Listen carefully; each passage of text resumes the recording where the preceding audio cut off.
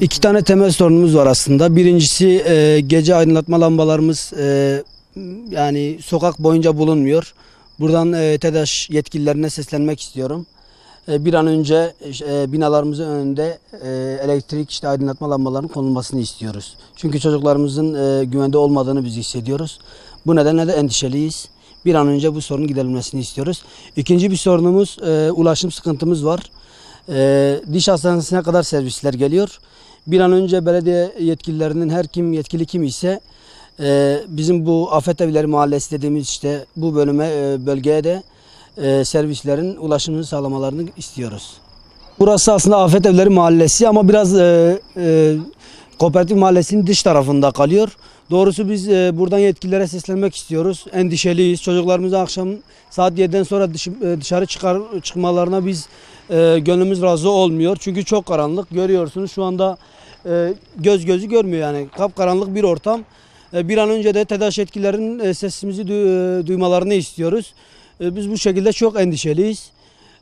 Valilik olsun, ilgili makamların bir an önce bu konuya el atmalarını istiyoruz. Valimizin, belediye reisimizin de bence bu konuda haberi yoktur. Çünkü haberi olmuş olsa zaten TEDAŞ yetkililerine bence bu sorunu kendileri iletmiş olurlardı. Biz buradan sesleniyoruz Vali Bey'e. Lütfen bu sorunumuzu gidersinler. Kardeş, sıkıntılarımız çoktur fakat çözülmeyecek sıkıntılar değildir.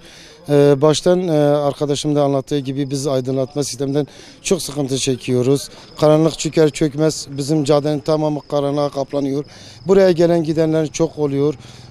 Malum hangi devirde yaşadığımızı herkes biliyor, malumdur.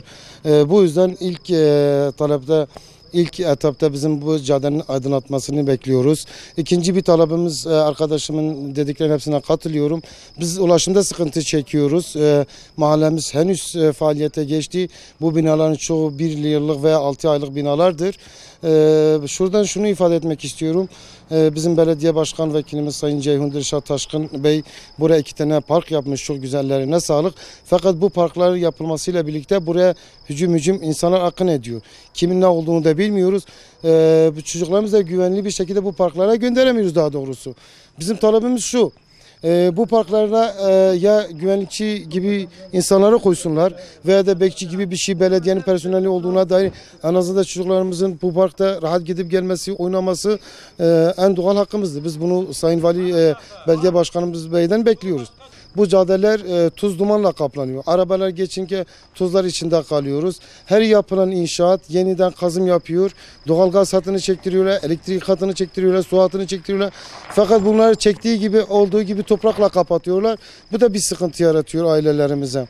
Ve servise gelince malum okullar başladı. 2018-2019 yılı okullar açılır açılmaz bu binaların çoğu çocuklar okullara gidiyorlar. Kimi anneleri götürmek zorunda kalıyor, kimi babaları götürmek zorunda kalıyor. Servis bize bayağı uzak kalıyor. Yani takriben 15 dakikalık bir servise gitmemiz gerekiyor. Oradan da servisle gidince çocuklarımız geç kalabiliyorlar okullarına ve öğle arası gelip gidince sıkıntı çekiyorlar. İmkanı olan arkadaşlar servis tutmuş olabilirler. Herkesin servis tutma imkanı da yoktur. Bunu mutlaka Sayın Valimizin bir el atmasını bekliyoruz. Ben bunları ifade etmek istiyorum.